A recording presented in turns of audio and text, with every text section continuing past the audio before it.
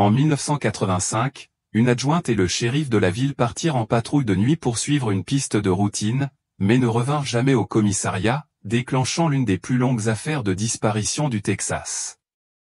Puis, 16 ans plus tard, des randonneurs découvrent par hasard des toilettes abandonnées dans les montagnes et jettent un coup d'œil à l'intérieur. Ce qu'ils voient au fond du trou révèle que les enquêteurs avaient suivi la mauvaise théorie depuis le début. Le soleil de fin d'après-midi projetait de longues ombres sur les bâtiments patinés de Presidio, au Texas, une ville frontalière isolée où le vaste désert de Chihuahua s'étendait à l'infini vers le Mexique. En 2001, la population de la ville atteignait à peine 3000 habitants, ce qui en faisait le genre d'endroit où chacun savait ce que chacun faisait et où les secrets avaient tendance à s'envenimer sous la chaleur.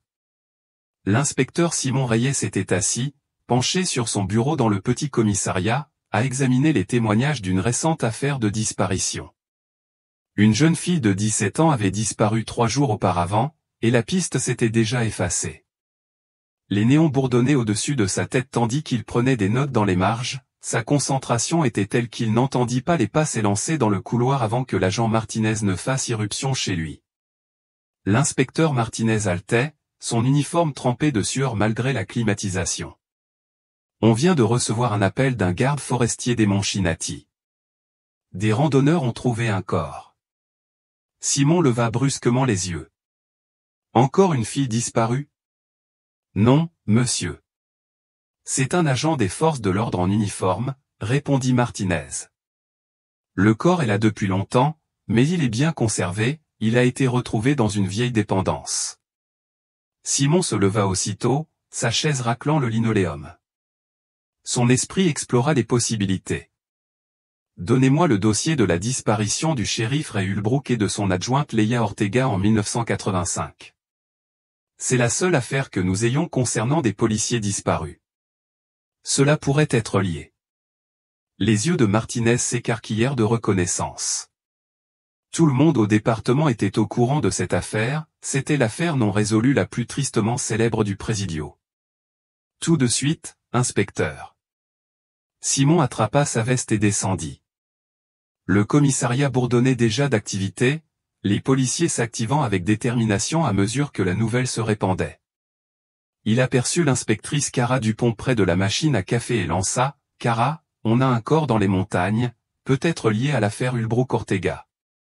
J'ai besoin de toi. » Dupont, une quadragénaire au regard perçant, posa aussitôt son café. « Je vais chercher mon matériel. » Simon se tourna ensuite vers 2 adjointes qui vérifiaient le matériel près de l'armurerie. « Adjointe Carr, adjointe Maroro, vous venez aussi. » L'adjointe Debbie Carr, une blonde d'une trentaine d'années, leva les yeux avec surprise.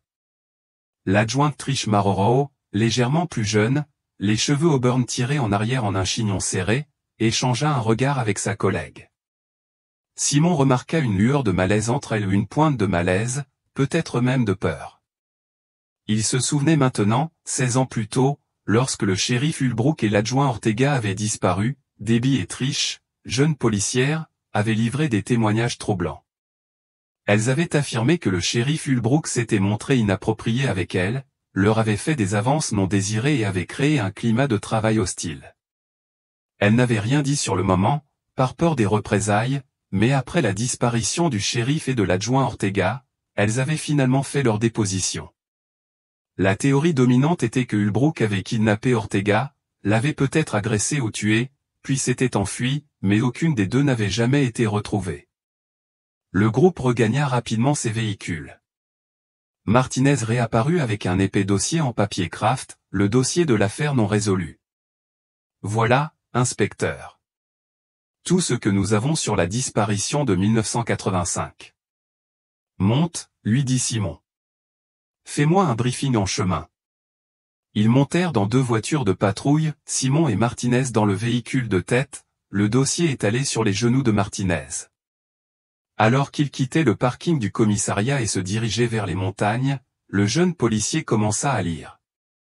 Le shérif Ray Ulbrook, âgé de 42 ans au moment de la disparition, et l'adjointe Leia Ortega, âgée de 25 ans. Ils travaillaient de nuit le 15 octobre 1985 et ont été vus pour la dernière fois quittant le poste pour une patrouille de routine. Ne s'étant pas présentés au matin, des équipes de recherche ont été déployées. Leur voiture de patrouille a été retrouvée abandonnée sur la route 67, clé sur le contact, aucune trace de lutte. Simon naviguait dans la circulation clairsemée, son esprit imaginant déjà des scénarios. Et l'enquête?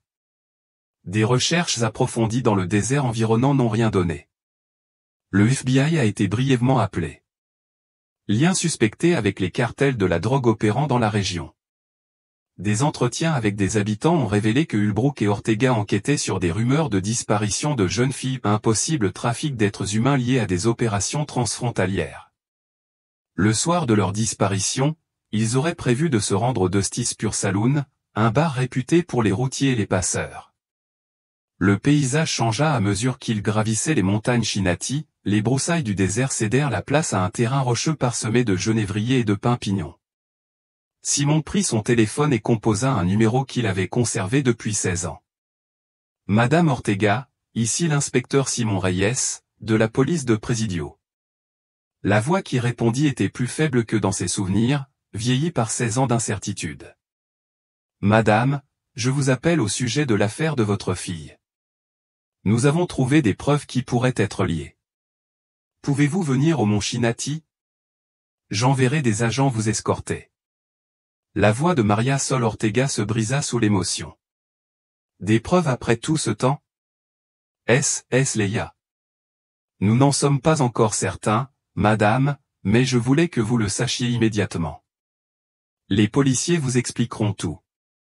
Après avoir raccroché, ils suivirent les coordonnées fournies par le garde forestier et s'engagèrent sur un chemin de terre non entretenu qui serpentait plus haut dans les montagnes. Le terrain devint de plus en plus accidenté, leurs véhicules rebondissant sur les rochers et les ravins. Finalement, ils aperçurent un camion du service des parcs et deux silhouettes qui attendaient au début d'un sentier. Le garde forestier qui les accueillit était un homme buriné d'une 50aine d'années. Inspecteur Reyes, je suis Biluchka. Les randonneurs sont juste au bout du sentier avec mon partenaire. Il y a environ 400 mètres de marche jusqu'aux toilettes extérieures. Ils rassemblèrent leur équipement et suivirent Uchkin sur un sentier étroit qui semblait à peine utilisé, le sentier étant envahi par endroits par des rochers meubles qui rendaient la marche dangereuse. Après 10 minutes d'escalade, ils atteignirent une petite clairière où se tenait un autre garde forestier en compagnie d'un couple âgé. Les toilettes extérieures en bois se dressaient au bord de la clairière, leurs planches usées par le temps, grisonnantes de grisaille, et la porte ouverte révélait l'intérieur sombre. La vieille femme, vêtue d'un équipement de randonnée coûteux, paraissait pâle mais sereine, son mari, un homme d'une 60aine d'années en pleine forme, lui entourait les épaules. « Je suis l'inspecteur Reyes, dit Simon. Vous avez trouvé le corps? » La femme hocha la tête. Je m'appelle Ruth Donnelly, et voici mon mari Carl. Nous étions en randonnée, essayant un nouvel itinéraire, un terrain plus difficile. On sait ce que c'est quand on atteint notre âge, on veut prouver qu'on est encore capable. Elle parvint à esquisser un faible sourire.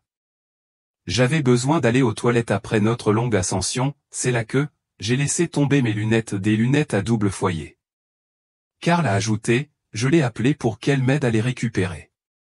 Ruth poursuivit, Carl a utilisé un bâton pour essayer de les repêcher. Le trou était profond, complètement sombre, puis il a vu quelque chose qui ressemblait à du cuir. Carl sortit son trousseau de clés, révélant une petite lampe torche LED. Je l'ai toujours sur moi, une habitude de l'époque où j'étais ingénieur. Quand je l'ai braqué là-bas, j'ai vu que c'était une botte, avec un pied dedans. On est immédiatement allé chercher les Rangers. Le garde forestier Uchkin s'avança.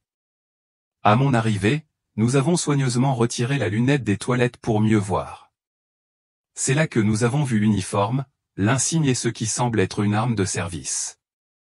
Nous n'avons pas perturbé les lieux au-delà de cet examen initial. Simon s'approcha des toilettes extérieures avec Dupont, tous deux enfilant des gants en latex.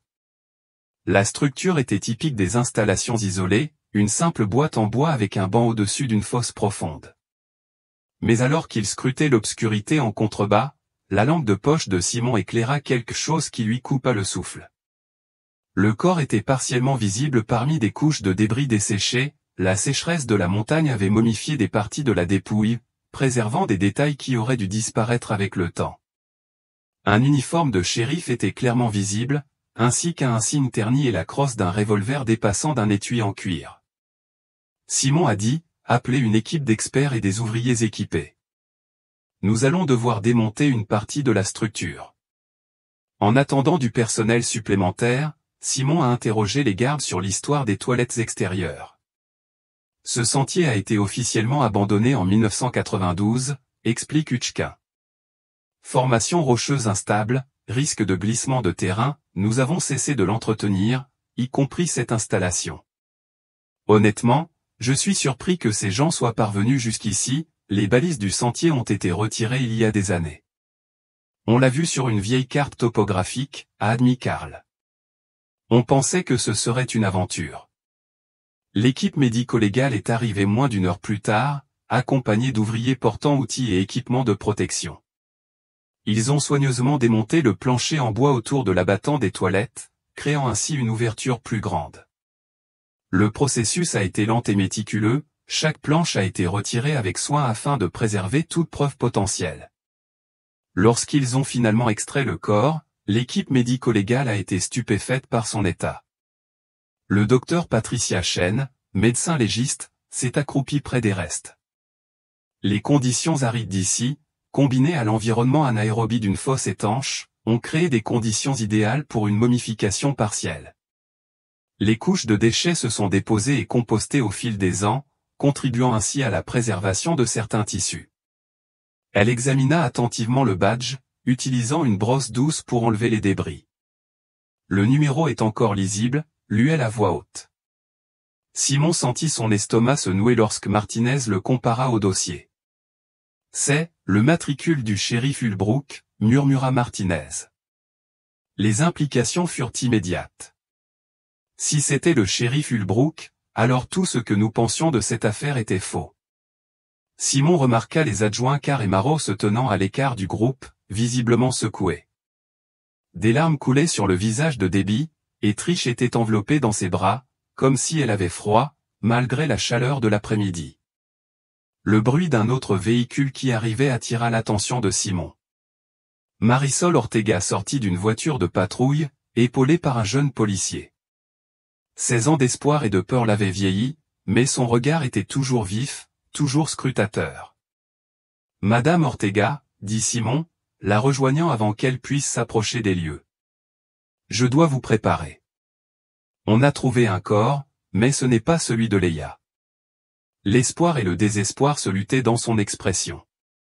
Pas Leia? Alors qui? On dirait que c'est le shérif Ulbrook. Il est ici, dans ses toilettes, probablement depuis la nuit de leur disparition. Les jambes de Marisol lâchèrent, et Simon l'aida à s'asseoir sur un rocher. Si c'est arrivé Harry, qu'est-il arrivé à mon bébé? Oh mon Dieu, qu'est-ce qui a bien pu lui arriver? Ça change tout dans l'affaire, dit doucement Simon. On ne sait pas qui a fait ça. Ça aurait pu être quelqu'un d'autre, ou lui. Il hésita, refusant d'évoquer l'implication de Leia. Non, répondit Marisol fermement, lisant ses pensées. Ma fille était une bonne policière. Elle avait bon cœur et croyait en la justice. Au contraire, c'est une autre victime. Quelqu'un leur a fait ça à tous les deux. Simon se tourna vers les gardes forestiers. Combien de toilettes comme celle-ci sont disséminées dans ces montagnes? Hutchkin réfléchit un instant. Sur des sentiers abandonnés, peut-être une douzaine dans un rayon de 8 kilomètres. Plus encore si on compte ceux sur les sentiers actifs. Je veux que les équipes de recherche vérifient chaque corps, ordonna Simon. Si quelqu'un a déposé un corps ici, il a peut-être utilisé d'autres sites. Cette personne ou ce groupe connaissait le secteur, savait que ces toilettes étaient abandonnées et rarement utilisées. Ils étaient suffisamment désespérés pour utiliser cette méthode au lieu d'enterrer le corps correctement. Il étudia à nouveau la scène. Il pensait peut-être que la fosse serait entretenue et que le corps disparaîtrait dans le système de gestion des déchets. Mais la piste était abandonnée, donc ça n'est jamais arrivé.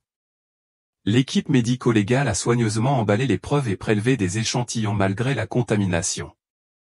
Simon a remarqué que les adjoints Carr et Marot se tenaient toujours à distance, se tenant l'un l'autre et pleurant. « Excusez-moi, dit-il à Marisol, puis il s'approcha des deux adjoints. « Vous allez bien ?» Déby s'essuya les yeux. « C'est juste, le voir comme ça, même après ce qu'il nous a fait, c'est vraiment déplacé. Personne ne mérite ça. » Trish ajouta, la voix tremblante, « C'est un choc. Ça me rappelle tous ces souvenirs. » Simon les observa attentivement. Quelque chose clochait dans leur réaction, mais il n'arrivait pas à identifier quoi. « Pourquoi ne rentreriez-vous pas chez vous tous les deux, prendre quelques jours pour digérer ça? Je vous contacterai si on a besoin de quoi que ce soit. » Ils acquiescèrent avec reconnaissance et s'engagèrent sur le sentier avec un autre agent. Simon retourna auprès de Marisol. « Nous fouillons la zone de fond en comble, lui assura-t-il. Nous ne cesserons pas de chercher Leia. » Marisol se leva lentement, vieillie pour son âge. « Après ce que j'ai vu aujourd'hui, je crois que je dois me préparer. 16 ans d'ignorance, il est peut-être temps de lâcher prise. Si quelque chose de similaire arrivait à Leia, je ne sais pas si je veux la voir comme ça. Je veux me souvenir d'elle telle qu'elle était. » « Je comprends, » dit Simon. « Je te raccompagne personnellement. L'inspecteur Dupont peut s'en occuper. » Dupont, debout à proximité, hocha la tête. « Je m'en occupe. » « Simon, prends ton temps. » Simon a rassemblé le dossier et les sacs de preuves, a donné les dernières instructions aux équipes de recherche, puis a aidé Marisol sur le sentier périlleux. Derrière eux, les toilettes abandonnées se dressaient comme un monument sinistre aux secrets enfouis mais pas oubliés, et les montagnes gardaient le silence sur les autres horreurs qu'elles pouvaient cacher. Après avoir déposé Marisol Ortega à sa modeste demeure au sud de Presidio, l'inspecteur Simon Reyes retourna au commissariat par des rues désertes. La ville semblait encore plus calme que d'habitude, comme si la découverte dans les montagnes avait jeté un voile sur tout. L'horloge du tableau de bord indiquait 19h23 lorsqu'il arriva sur le parking du commissariat. À l'intérieur, l'équipe du soir avait pris le dessus, mais l'énergie de la journée subsistait sous la forme de rapports et de notes tachées de café éparpillées sur les bureaux. Simon s'installa à son bureau avec le dossier de l'affaire Ulbrook-Ortega, étalant 16 années de documents accumulés sur la surface. Sous la lumière crue des néons, il commença à tout examiner avec un regard neuf. La découverte du corps de Ulbrook a bouleversé toute la situation. Et si Leia Ortega n'avait pas été victime? Et si elle avait été impliquée dans la mort du shérif? Mais elle aurait eu besoin d'aide, aucun jeune adjoint n'aurait pu agir seul, surtout pas face à un homme de la taille et de l'expérience de Ulbrook. Simon parcourut du doigt la chronologie qu'ils avaient construite en 1985. Le shérif Ulbrook et l'adjoint Ortega enquêtaient sur des rumeurs de disparition de jeunes filles depuis des semaines. 3 jeunes femmes du comté de Presidio disparurent au cours de l'été 1985, toutes soupçonnées d'être liées à des opérations de cartel le long de la frontière. Les notes d'enquête montrèrent une urgence croissante dans les semaines précédant la disparition. Il a retrouvé les témoignages du Dusty's Pure Saloon dans la nuit du 15 octobre 1985. Ulbrook et Ortega étaient arrivés vers 21h30. Le barman, Miguel Vasquez, leur avait servi des boissons et se souvenait qu'ils avaient posé des questions sur les camionneurs qui fréquentaient l'établissement. Personne n'a signalé de confrontation ni de comportement suspect. La dernière observation confirmée remonte à 23h15, lorsqu'ils ont réglé leur addition et sont partis. Simon frotta ses yeux fatigués. En 1985, il n'y avait pas de caméra de sécurité pour vérifier les déplacements, ni d'enregistrement de téléphone portable pour les suivre. L'enquête s'était entièrement appuyée sur les témoignages et il se demandait maintenant quelle avait été leur fiabilité. Le motel environnant avait été fouillé, mais personne n'avait signalé avoir vu le shérif et son adjoint s'enregistrer. Aucune trace d'embuscade sur l'autoroute où leur voiture de patrouille avait été retrouvée. C'était comme s'ils avaient tout simplement disparu dans la nuit du désert. Un bruit de pas le fit lever les yeux. L'inspectrice Cara Dupont se tenait sur le seuil, la fatigue visible dans sa posture.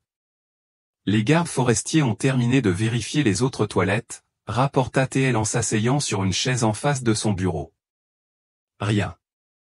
S'il y a d'autres corps, ils ne sont pas dans les installations abandonnées. Simon se renversa en arrière, sa chaise grinça. 16 ans. Kara Hulbrook est dans cette fosse depuis 16 ans, alors qu'on le cherche au mauvais endroit. Il se frotta les yeux. L'équipe médico-légale est encore en train d'analyser la scène. Ils y passeront une bonne partie de la nuit. Dupont jeta un coup d'œil à sa montre. À ce propos, il est plus de 8 heures. Tu devrais rentrer te reposer. On pourra attaquer ça de bon pied demain matin. Je vais rester encore un peu, dit Simon en désignant les dossiers. J'ai l'impression qu'il me manque quelque chose. Dupont se leva et s'étira. Ne tardez pas trop. Cette affaire a attendu 16 ans, elle peut attendre encore une nuit. Après son départ, Simon poursuivit sa lecture, mais les mots commencèrent à se confondre. Son estomac gargouilla, lui rappelant qu'il avait sauté le déjeuner dans la course vers les montagnes. Le silence régnait au poste, seul le répartiteur de nuit et quelques agents de patrouille restaient. Il finit par s'avouer vaincu, fermant les dossiers et les enfermant dans le tiroir de son bureau. Il se rendit au laboratoire de police scientifique, où les techniciens cataloguaient encore les preuves recueillies sur les lieux. « Je vais dîner », leur dit-il. « Appelez-moi si vous trouvez quelque chose d'important. » Dehors, la soirée d'octobre s'était considérablement rafraîchie. Simon resta assis dans sa voiture un moment, réfléchissant à ses options. Il pouvait aller à son restaurant habituel, le Murphy's Diner, ou son regard se porta vers l'est de la ville, où le Dusty's Pure Saloon fonctionnait encore après toutes ces années. La curiosité l'emporta. Il démarra le moteur et traversa les rues tranquilles, passant devant des boutiques fermées et des maisons faiblement éclairées, jusqu'à atteindre le bar. Le parking était animé, mais pas bondé, des semi-remorques et des pick-up. L'enseigne au néon clignotait par intermittence, projetant des ombres rouges et bleues sur le gravier. À l'intérieur, l'ambiance n'avait pas beaucoup changé depuis sa dernière visite, des années auparavant, musique country diffusée par un vieux jukebox, odeur de bière et de friture. Les camionneurs occupaient la plupart des tables, cartes et documents éparpillés entre les bouteilles de bière. Simon s'assit au bar, remarquant que les conversations s'apaisaient légèrement à son entrée. Son uniforme d'inspecteur le rendait visible, mais il ignora l'attention. Le barman qui s'approcha de lui était jeune, la vingtaine, cheveux gominés, regard inquiet. Pas le Miguel Vasquez des dossiers. Que puis-je vous servir, officier? Inspecteur, corrigea Simon. Du bourbon, sec, et un burger si la cuisine est encore ouverte. Bien sûr. Le barman servit un verre. Simon demanda nonchalamment, depuis combien de temps travaillez-vous ici? Environ 3 ans. Pourquoi? Demanda Simon. Je me demandais ce qu'il en était de l'ancien barman, Miguel Vasquez. Les archives indiquent qu'il était ici dans les années 80. La main du jeune homme s'arrêta. Miguel? Il a démissionné il y a une dizaine d'années, un jour, il est parti. Tu sais où il est allé? Personne ne le sait. Il a déménagé de son appartement d'Elm Street, sans laisser d'adresse. Le propriétaire a essayé de le retrouver pour récupérer son dernier salaire, mais c'était comme s'il avait disparu. Le barman fit glisser le bourbon. Je vais vous préparer ce burger. Simon sirota son verre et observa la salle. La plupart des clients ressemblaient à des routiers qui traversaient régulièrement la frontière. Au retour du barman, Simon demanda, « Ces types viennent surtout du Mexique ?» La réponse du barman fut évasive. Certains viennent du Mexique, d'autres du coin. On reçoit des camions de producteurs, d'usines, ce genre de choses. Simon remarqua que le regard de l'homme se posait sur une table dans un coin, où 4 hommes étaient assis, penchés sur leur bière. D'autres clients le regardaient sans cesse, surtout ceux qui étaient arrivés après lui. Leur regard le hérissait. Simon termina son repas, laissa de l'argent sur le comptoir et se dirigea vers la porte. En l'ouvrant, Il jeta un coup d'œil en arrière et vit le barman en conversation à voix basse avec les hommes assis à la table du coin, tous le regardant partir. Dans sa voiture, Simon resta un moment à analyser ce qu'il avait observé. Le Dusty Spur était plus qu'un simple bar pour camionneurs, c'était le point de convergence de quelque chose, et sa présence avait clairement perturbé son fragile écosystème. Il démarra, déstabilisé en quittant le parking, prévoyant déjà de revenir avec des renforts pour poser des questions plus pointues. Dans sa voiture, Simon alluma le plafonnier et attrapa le dossier qu'il avait apporté. Il parcourut les témoignages jusqu'à trouver l'ancienne adresse de Miguel Vasquez, datant de 1985, 59 Cedar Avenue, à l'est de la ville, non loin du bar. Demain, il vérifierait auprès de Dupont si des voisins se souvenaient de lui ou savaient où il était allé. Mais à cet instant, l'épuisement s'installait, l'adrénaline de la découverte de la montagne cédait la place à la fatigue. Simon quitta le parking du Dusty Spur et bifurqua vers l'ouest, en direction de chez lui. Les rues étaient presque désertes à cette heure-ci, on y croisait juste quelques pick-up ou camionnettes de livraison de nuit. Il avait parcouru environ 3 kilomètres lorsqu'il aperçut des phares dans son rétroviseur, une berline sombre, peut-être une Ford ou une Chevrolet, qui le suivait à environ 3 longueurs de voiture. Rien d'inhabituel à cela, c'était une route principale qui traversait la ville. Mais lorsque Simon tourna à gauche sur Mosquée Street, la berline tourna à son tour. 2 autres virages sur Third Avenue, et la voiture suivit de nouveau. Ses mains se crispèrent sur le volant, 20 ans de service dans la police lui avaient appris à se fier à son instinct et à cet instant précis, tout lui criait qu'il était filé. Il pouvait appeler des renforts, mais que signalerait-il? Une voiture empruntant le même itinéraire? Il devait en être sûr. La station-service Chevron de Palm Street était toujours ouverte, ses lumières blanches et crues formaient un îlot de lumière dans l'obscurité. Simon tourna brusquement dans le parking sans clignotant, s'arrêtant devant une pompe comme s'il avait besoin d'essence. Il observa attentivement ses rétroviseurs. La berline ralentit en approchant, puis continua sa route sans tourner. Simon aperçut le conducteur, un homme hispanique, casquette de baseball enfoncée, le visage caché. La voiture était une Chevrolet Malibu bleu foncé, modèle de la fin des années 90. Il ne parvenait pas à distinguer la plaque d'immatriculation dans l'obscurité. Simon resta assis à la pompe pendant 5 minutes, faisant semblant de consulter son téléphone tout en observant la route. Comme la Malibu ne faisait pas demi-tour, il finit par se détendre légèrement, probablement par paranoïa due au bar. Il retourna sur Palm Street et reprit sa route habituelle. 10 minutes plus tard, alors qu'il s'engageait dans sa rue, son souffle se coupa. La voilà, la même Malibu bleu foncé, garée 3 maisons plus loin.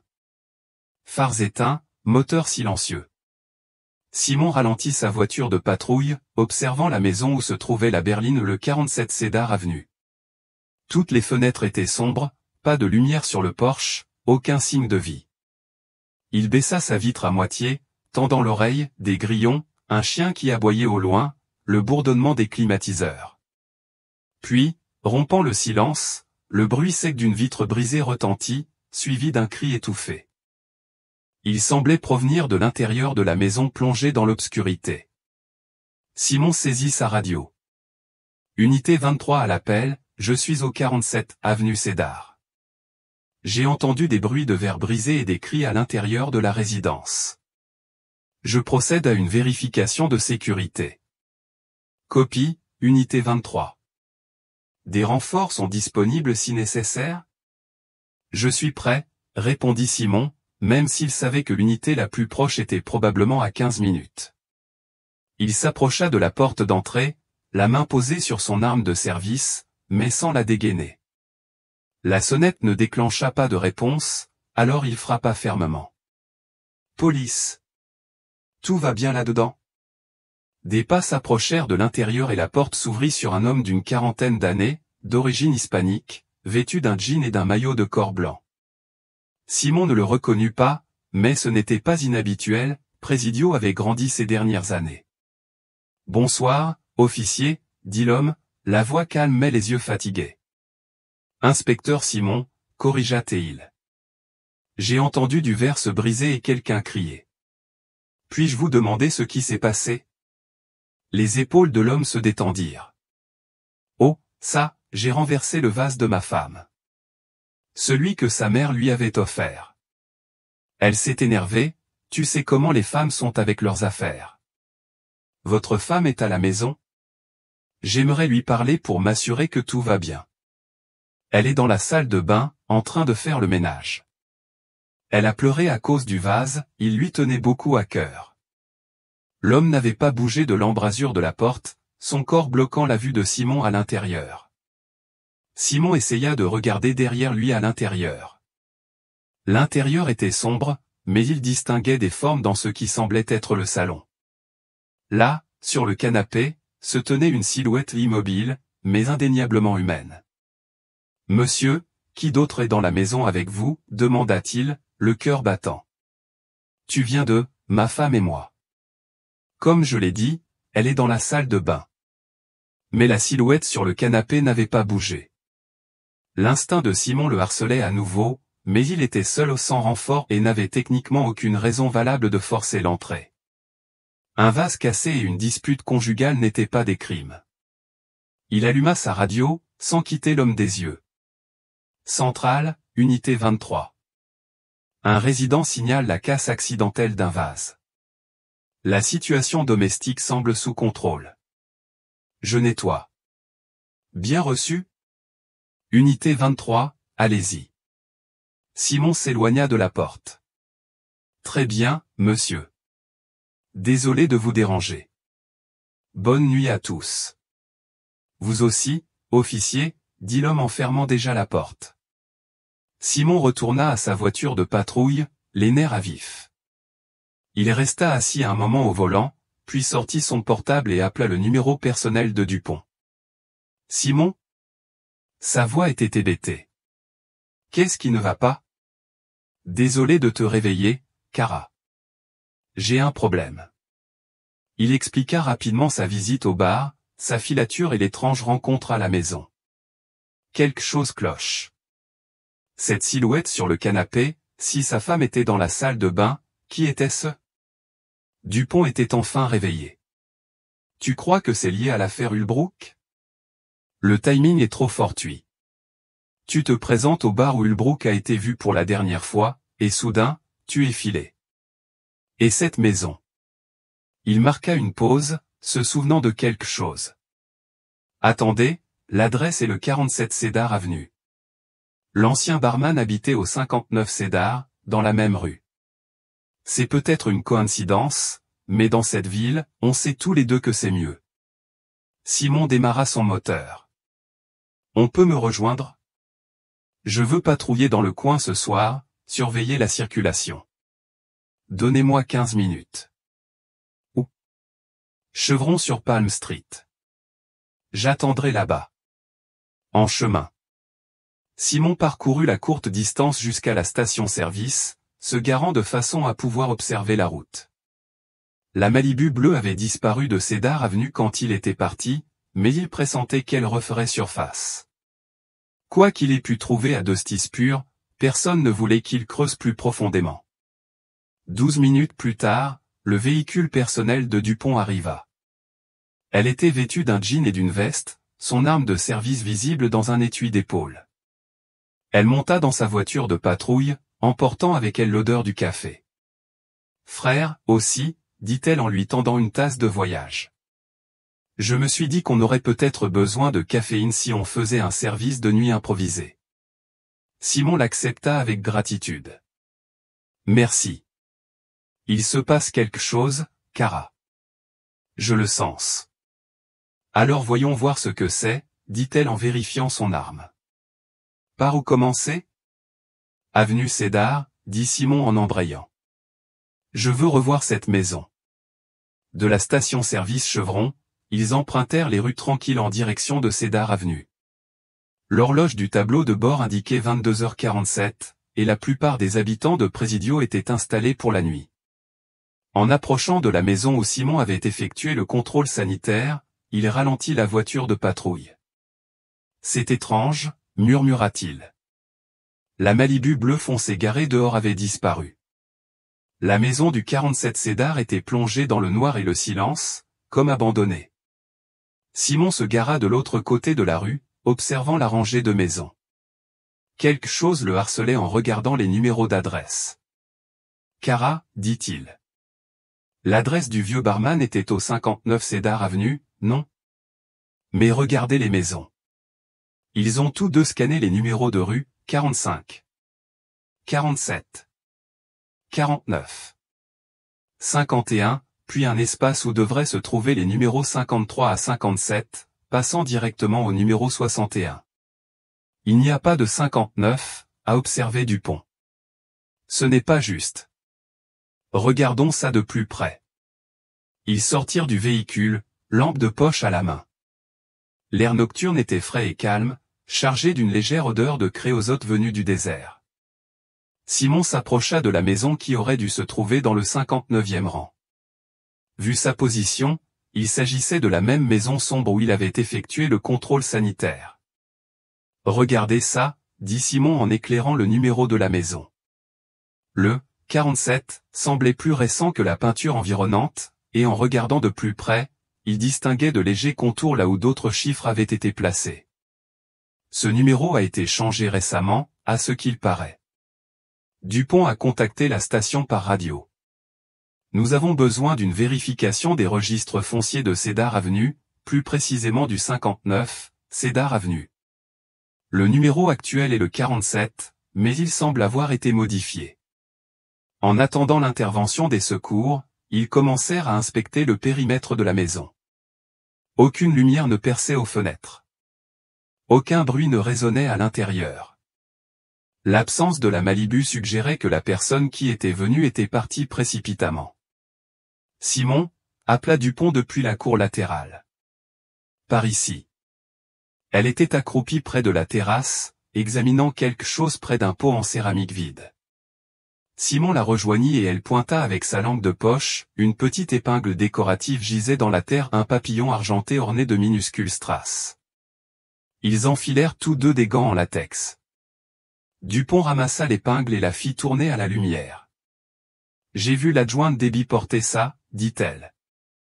Elle a toute une collection de ces broches papillons, elle en porte une différente chaque jour. »« Tu es sûr ?» demanda Simon, même s'il sentait déjà une froide certitude s'installer dans son estomac.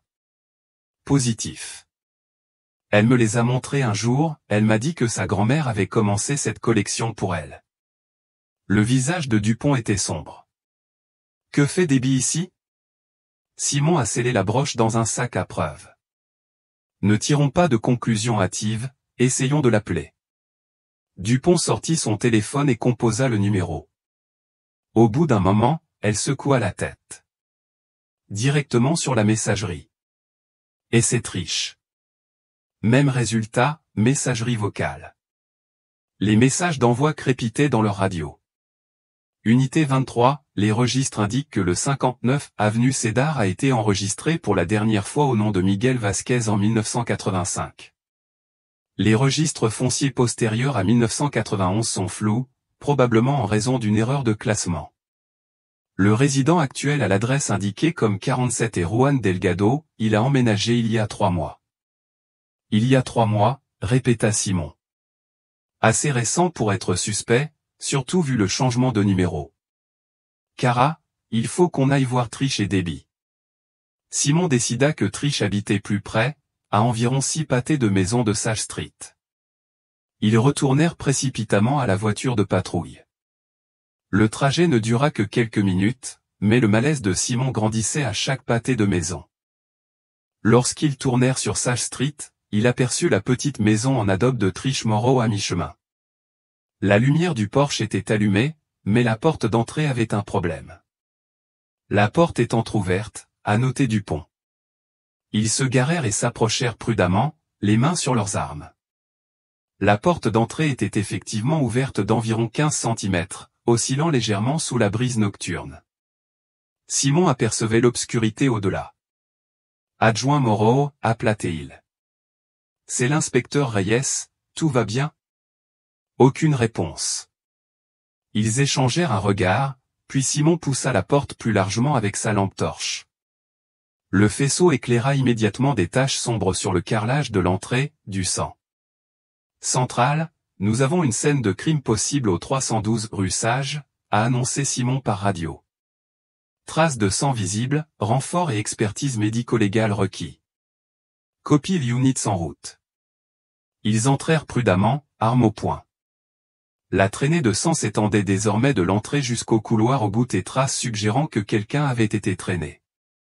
La maison était silencieuse, à l'exception du tic-tac d'une horloge quelque part dans l'obscurité. Suivant la piste, ils nettoyèrent chaque pièce méthodiquement. Le salon était vide, mais une lampe était renversée. La vaisselle était dans l'évier, aucune trace de lutte. La trace de sang menait à la chambre principale.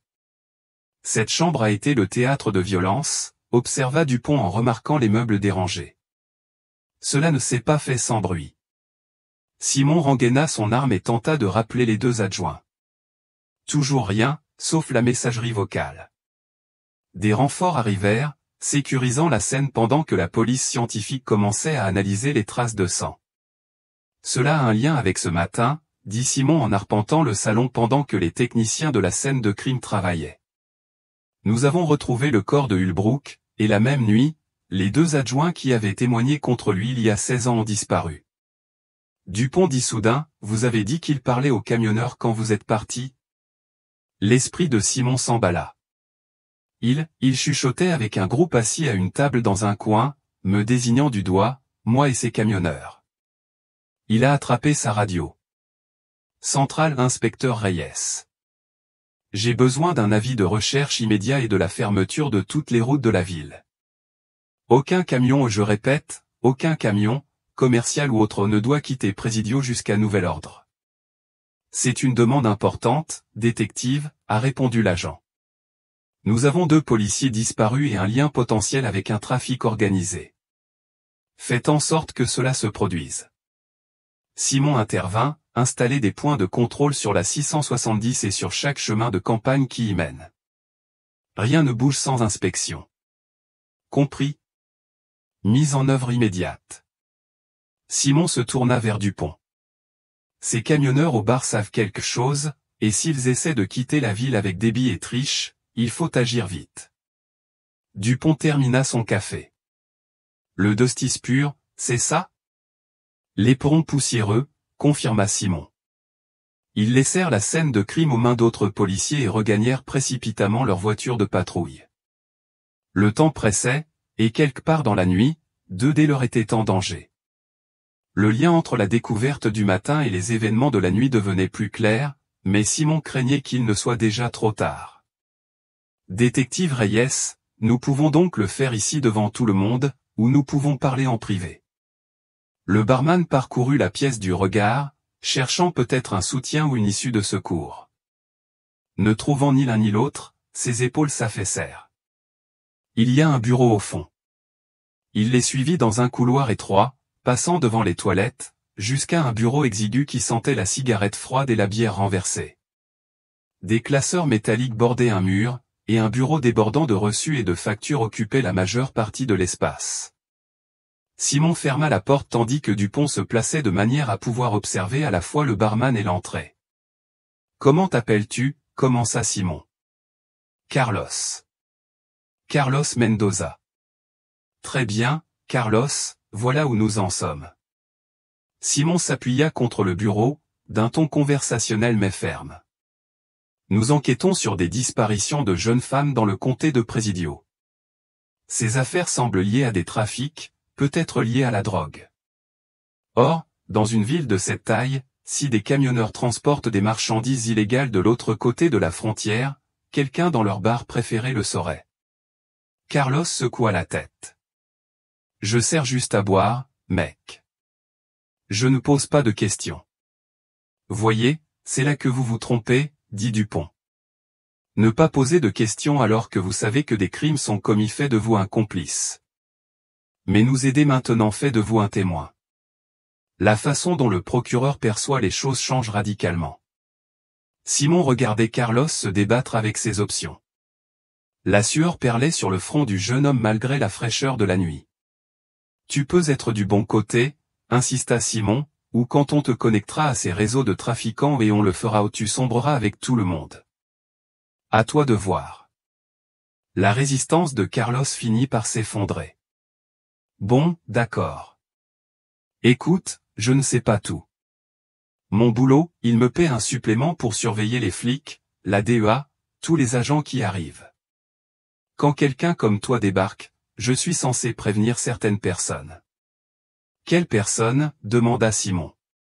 Il y a ce groupe des camionneurs, mais pas des routiers ordinaires.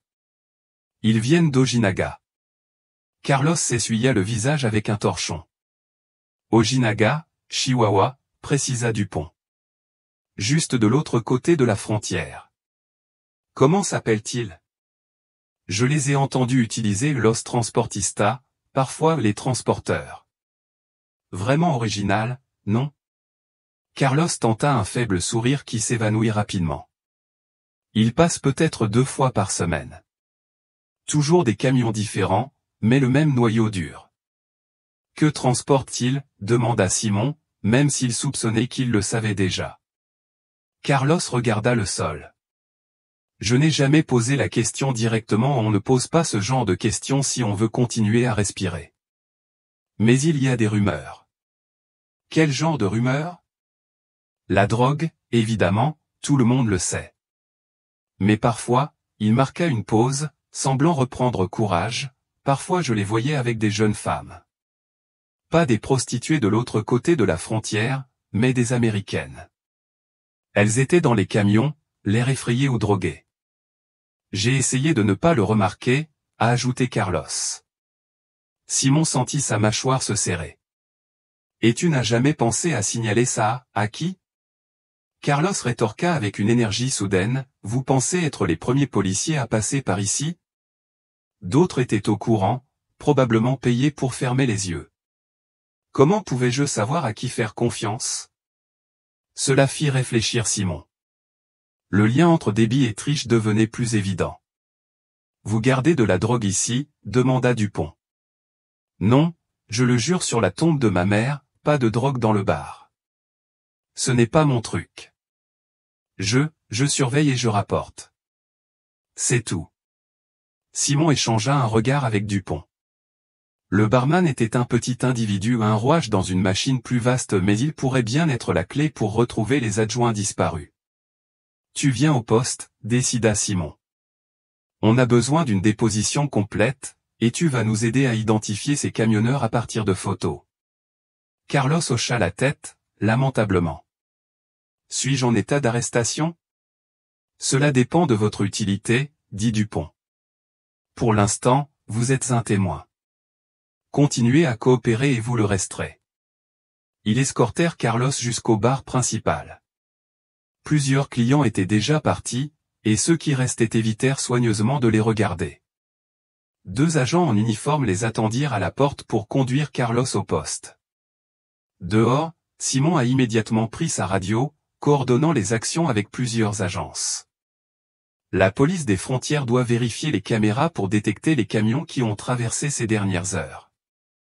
Les agents du poste de contrôle ont besoin de descriptions de véhicules en provenance d'Ojinaga. De toute urgence, donnez-moi une ligne directe avec la police d'Ojinaga. Il a contacté les bureaux locaux de la DEA et du FBI. Nous avons un trafic international potentiel de citoyens américains en danger immédiat. Alors qu'elles regagnaient précipitamment leur véhicule, Dupont était déjà au téléphone avec les responsables du poste frontière. Le temps était compté, chaque minute qui passait éloignait Déby et Triche, les éloignant un peu plus, les plongeant dans un cauchemar qui semblait les hanter depuis des années. S'ils ont traversé avant l'avis de recherche, a déclaré Dupont alors qu'il conduisait, ils pourraient déjà être à Ojinaga. Alors nous suivons, dit Simon d'un ton sombre. Le trajet jusqu'au poste frontière dura 15 minutes. Simon poussa la voiture de patrouille à bout de souffle tandis que Dupont coordonnait les opérations par radio et par téléphone avec plusieurs agences. Le pont international Presidio Ojinaga se profilait devant lui, ses lumières créant une aube artificielle dans l'obscurité du désert. La sécurité frontalière avait mis en place des contrôles supplémentaires à la demande de Simon. Un agent les attendait au poste de contrôle, le visage sombre. Inspecteur Reyes, dit l'agent. Nous avons visionné les images. Un semi-remorque Freightliner a traversé la route à 23h02, environ 8 minutes avant l'envoi de votre avis de recherche. Plaque d'immatriculation mexicaine enregistrée au nom d'une compagnie maritime d'Ojinaga. Simon a confirmé. Quelle est la procédure de poursuite? L'agent lui tendit une tablette montrant les images du passage. Le FBI et la DEA coordonnent déjà leurs actions avec leurs homologues mexicains. Puisqu'il s'agit d'un enlèvement potentiel d'agents des forces de l'ordre américains, vous agirez dans le cadre des protocoles bilatéraux. La police fédérale mexicaine est compétente, mais vous pouvez observer et apporter votre aide. En quelques minutes, un convoi s'était formé, des agents du FBI dans des SUV noirs, des véhicules de la DEA et plusieurs unités de la police fédérale mexicaine qui avaient traversé pour les escorter. Les formalités administratives furent accélérées. Depuis 2001, la coopération entre les agences après l'ALENA était encore en cours d'élaboration, mais l'enlèvement d'agents américains avait déclenché des protocoles d'urgence. Alors qu'ils traversaient le pont, le Rio Grande se dessinait en contrebas, tel un ruban sombre. Simon ressentait le poids de quitter la juridiction américaine au Mexique. Ils seraient des invités, dépendant de la coopération de leurs homologues. Du côté d'Ojinaga, le capitaine Roberto Hernandez, commandant de la police fédérale mexicaine, les a accueillis. Officier chevronné aux tempes grisonnantes, il parlait un anglais excellent. Inspecteur Reyes, acquiesça Hernandez. Nous avons suivi le véhicule. Nos unités de surveillance l'ont suivi jusqu'à la rue Rivadavia, dans la zona Rosa, le quartier chaud. Dupont a traduit inutilement. Le camion est garé devant la Rosa de Fuego ou la Rose de Feu. C'est un établissement connu pour ses liens avec les cartels. Nous avons monté une enquête, mais nous n'avions pas encore bougé. L'expression des Hernandez était sévère. La disparition de vos agents a accéléré notre chronologie. Le convoi sillonnait les rues d'Ojinaga, un mélange de routes pavées et de chemins de terre. La ville était plus petite que Presidio, mais plus densément peuplée, avec des bâtiments serrés les uns contre les autres et d'étroites ruelles entre eux. En entrant dans la zona Rosa, des enseignes lumineuses annonçaient divers établissements, de la musique s'échappait des portes et des femmes aux tenues suggestives interpellaient les passants. La Calle Rivadavia était une courte rue droite bordée de bars bordels et de salons de massage. Le Freightliner était garé devant un bâtiment de 2 étages peint d'un rose criard, avec une rose en néon clignotant au-dessus de l'entrée. Plusieurs autres véhicules étaient garés à proximité, suggérant que l'endroit était animé malgré leur tardive. Le capitaine Hernandez a coordonné le raid avec une précision militaire. On intervient vite, on sécurise toutes les sorties. La DEA gère toute drogue trouvée. Mes hommes contrôlent les ressortissants mexicains. Le FBI intervient pour les Américains. Inspecteur Reyes, vous et votre partenaire concentrez-vous sur la recherche de vos agents. Ils sont entrés simultanément par les entrées avant et arrière. Des cris de « Policia fédéral » retentirent lorsqu'ils franchirent les portes. L'intérieur était un labyrinthe de couloirs étroits, de petites pièces et d'un bar central. Le chaos régnait, hommes se précipitant vers les sorties, femmes hurlant, fracas de meubles renversés. Simon et Dupont sillonnèrent méthodiquement le bâtiment, inspectant chaque pièce. Ils découvrirent des jeunes femmes terrifiées, certaines visiblement droguées, d'autres simplement résignées à leur sort. Des agents de la DEA récupéraient déjà des colis contenant ce qui semblait être de l'héroïne dans un bureau. La police fédérale mexicaine avait plusieurs hommes étendus face contre terre, dont certains que Simon reconnut à l'éperon poussiéreux. Simon appela Dupont depuis le 2e étage. Je les tiens. Il monta précipitamment l'étroit escalier et trouva Dupont dans une petite pièce où les adjointes Debbie Carr et Trish Marrow étaient assises sur un matelas taché. Elles portaient encore leurs uniformes froissés et sales, toutes deux sous le choc, le visage en larmes. Dieu merci, murmura Trish. On pensait que personne ne nous trouverait. Faites-les sortir d'ici, dit Simon à Dupont. Je continuerai à chercher d'autres Américains. Il continua son chemin dans le couloir, inspectant chaque pièce. La plupart étaient désormais vides, leurs occupants s'étaient enfuis ou étaient retenus en bas. Dans la dernière pièce, au bout du couloir, il la trouva. La femme était assise au bord du lit, vêtue d'une robe de chambre en soie bon marché. Elle avait la quarantaine, son visage autrefois jeune était marqué par des années de vie difficiles, mais même après 16 ans, Simon reconnut l'adjointe Leia Ortega. Un homme tentait de sortir par la fenêtre, abandonnant son client au premier signe de la police. Leia resta parfaitement immobile, fixant Simon avec un mélange de stupeur et d'autre chose, honte, résignation. « Madame », commença prudemment Simon en anglais, puis passa à l'espagnol, « Madame, je suis l'inspecteur Simon Reyes, du département de police. »« Je parle anglais », dit Leia d'une voix neutre. « Que font les policiers américains ici ?» Simon entra dans la pièce, d'un geste lent et non menaçant. « Je suis l'inspecteur Reyes. Je travaille sur votre affaire de disparition. Vous êtes l'adjointe Leia Ortega, n'est-ce pas ?» Quelque chose brilla dans ses yeux, surprise que quelqu'un se souvienne encore de son nom. « Peut-être que vous arrivez trop tard, 16 ans trop tard, dit-elle. « Il n'est jamais trop tard, dit doucement Simon. Il appela Dupont par radio pour qu'il continue à sécuriser Debbie et Trish, puis ferma la porte pour laisser Leia tranquille. « Je sais que ce n'est pas comme ça que vous imaginiez être retrouvé, a-t-il poursuivi, mais vous étiez un officier respecté, et vous méritez toujours dignité et respect. » Leia rit amèrement en désignant la pièce miteuse. « La dignité ? Regarde ce que je suis devenu. Regarde cet endroit. Je suis exactement le genre de personne qu'on arrêtait autrefois. »« Tu es une victime, » corrigea Simon fermement. « Ce qui t'est arrivé n'était pas de ta faute. Et ce matin, nous avons retrouvé le shérif Ulbrook. Nous savons que tu n'es pas parti. » Volontairement, au nom de Ulbrook, le sang-froid de Leia se brisa. « Ray, tu l'as trouvé dans une dépendance des montagnes de China. Il était là depuis toujours. » Simon la regarda assimiler cette information. « Ta mère n'a jamais cessé de te chercher. Elle n'a jamais perdu espoir. » Cela la brisa complètement. Leia enfouit son visage dans ses mains en sanglotant. « Maman ? Oh mon Dieu, j'ai pensé à elle tous les jours. Mais comment puis-je la regarder en face comme ça ? Comment puis-je rentrer chez moi après ce que j'ai été, ce que j'ai fait ?»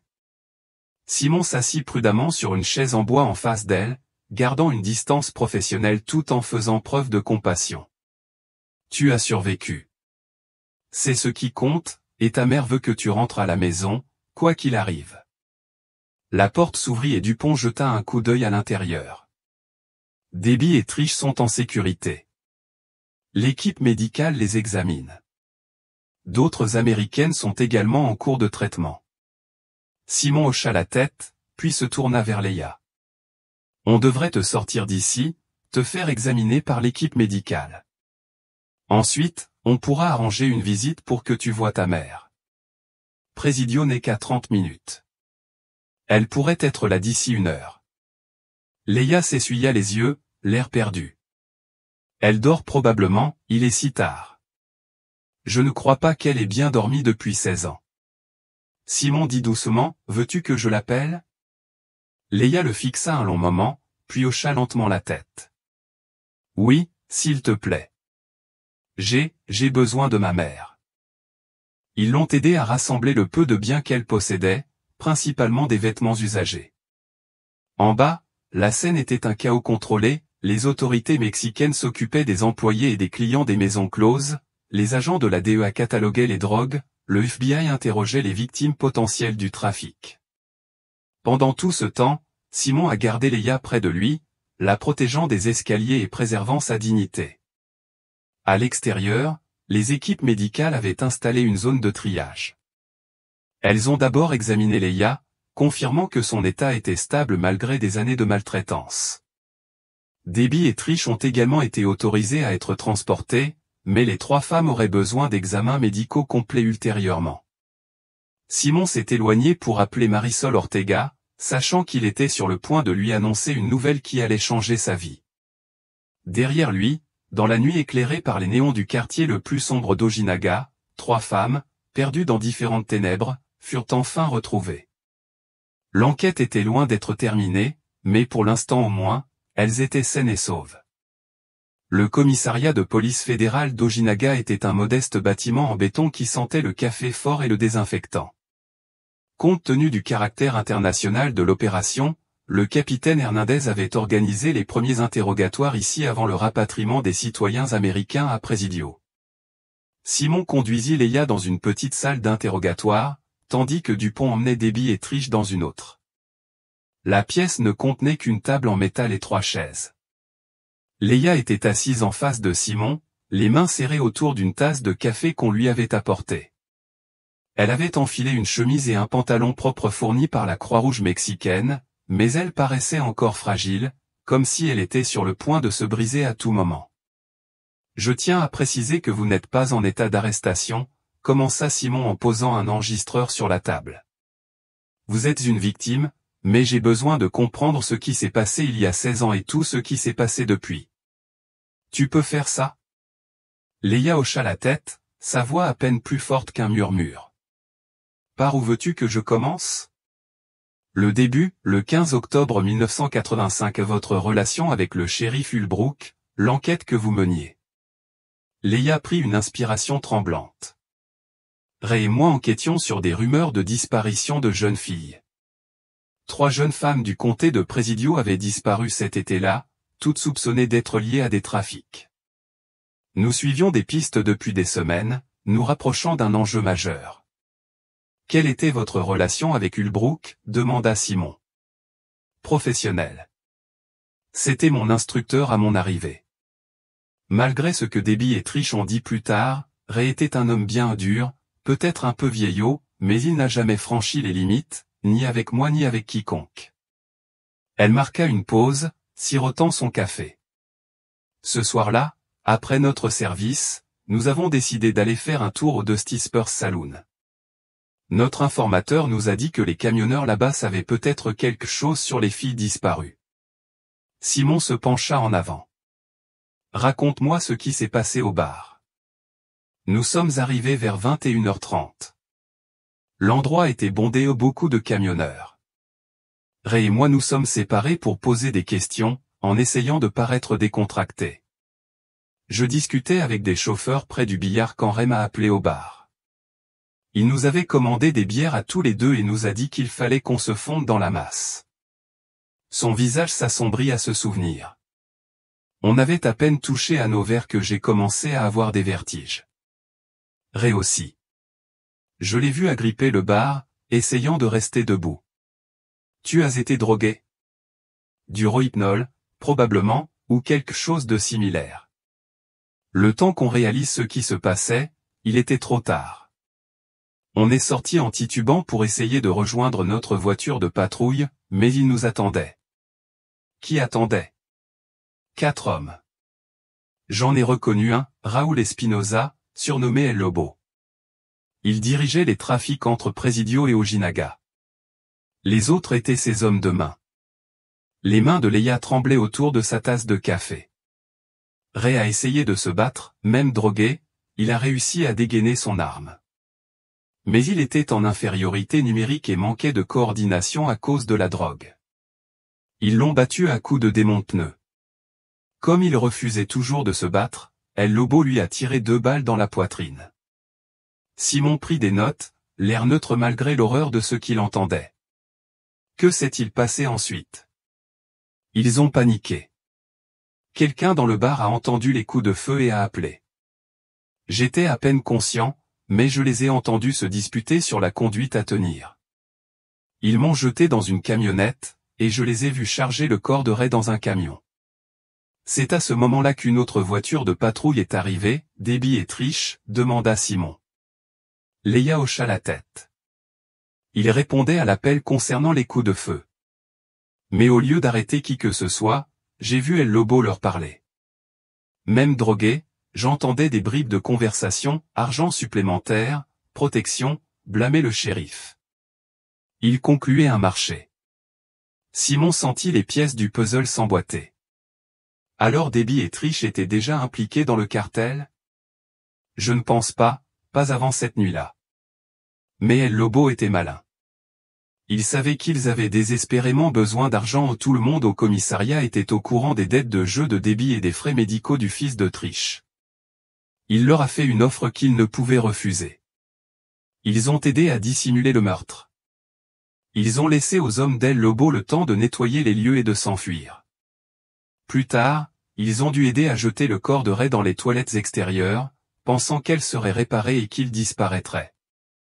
Puis ils ont inventé l'histoire de Ray qui les harcelait, le faisant passer pour le méchant qui s'était probablement enfui avec moi. Simon assimila cette information où elle correspondait à ce que Dupont entendait probablement de Debbie et Trish dans l'autre pièce.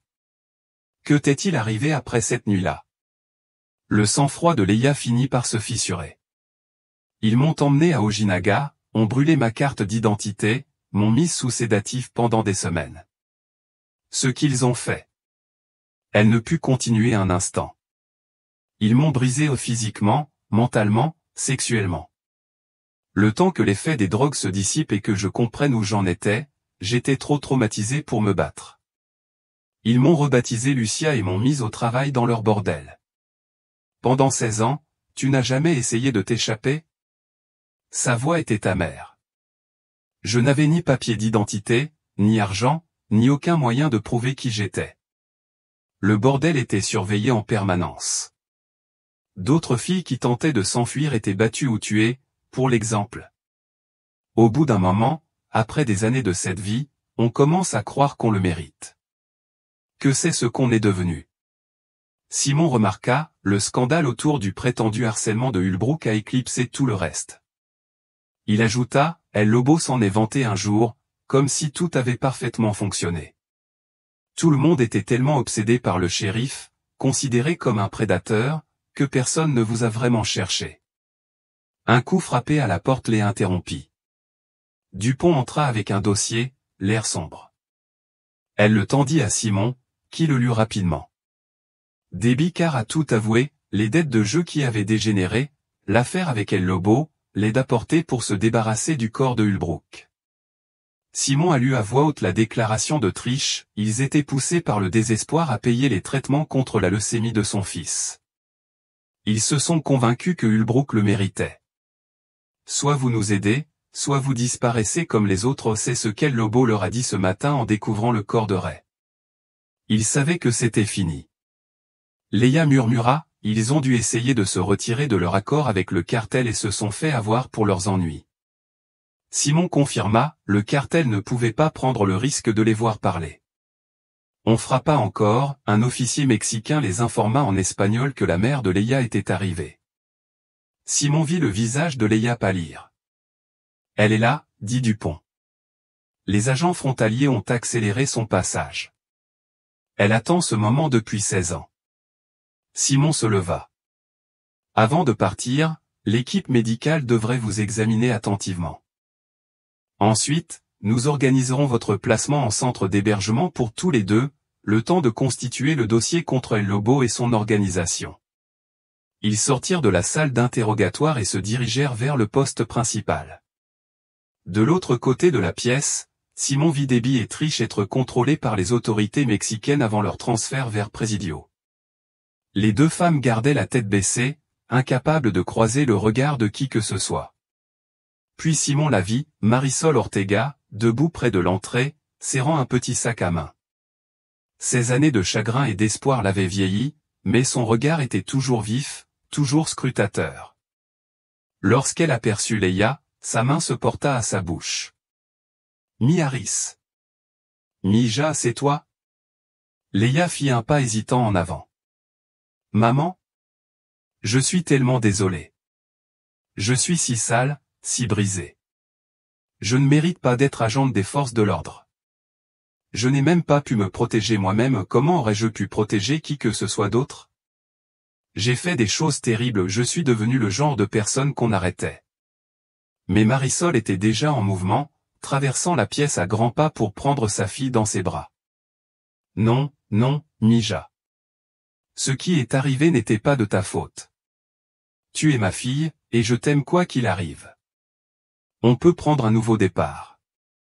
Il y a des gens qui nous aideront. Ils restèrent collés l'un à l'autre, 16 ans de séparation se dissolvant en larmes. Autour d'eux, des policiers endurcis se détournèrent pour leur laisser un peu d'intimité au plus d'un s'essuyant les yeux. Simon s'approcha doucement d'elle. « Madame Ortega, nous avons sauvé des dizaines de femmes de ce bordel ce soir. La DEA et les autorités mexicaines effectuent des descentes dans les entrepôts du cartel en ce moment même. La survie de votre fille va nous aider à démanteler un réseau de trafic. La survie de votre fille est primordiale. Nous devons emmener Leia à l'hôpital pour un examen médical complet. Vous pouvez l'accompagner, bien sûr, nous serons toujours sous votre surveillance. Ensuite, nous vous transférons tous les deux dans un refuge jusqu'à la fin des épreuves. » Les deux femmes hochèrent la tête, se tenant toujours l'une l'autre tandis qu'elles marchaient vers les véhicules de police qui les attendaient. Leia se tourna vers Simon. « Inspecteur, merci de ne pas avoir abandonné, de me voir encore comme une personne, et pas seulement comme celle que je suis devenue. Tu as toujours été l'adjointe Leia Ortega, dit Simon avec fermeté. Une bonne officier qui a été trahie par ceux qui auraient dû la protéger. Rien de ce qui s'est passé n'y changera rien. » Alors qu'ils s'avançaient dans l'obscurité précédant l'aube, la ville d'Ojinaga dormait encore, ignorant qu'un cauchemar de 16 ans avait enfin pris fin. La voiture de police quitta le poste, emmenant une mère et sa fille vers la guérison, tandis que derrière elle, la machine judiciaire commençait à tourner. Finalement, songea Simon, la vérité avait été enfouie dans les recoins les plus sombres, dans des toilettes abandonnées, dans un bordel frontalier, dans le cœur corrompu de ceux qui avaient juré de protéger et de servir. Mais la vérité, comme l'espoir, avait le don de survivre même aux ténèbres les plus profondes et parfois, contre toute attente, les perdus pouvaient encore être retrouvés.